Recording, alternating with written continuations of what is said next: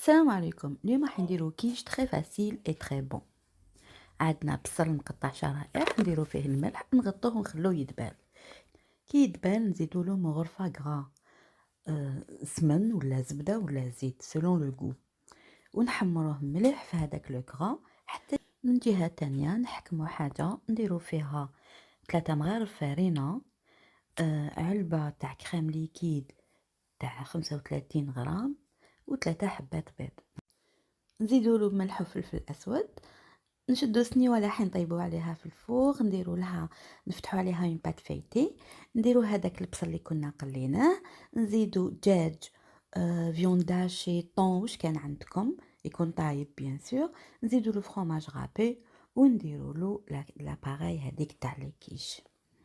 ندخلوها في الفوغ على درجة حرارة 170 حتى تحمر وتطيب لاباط، ونخرجوها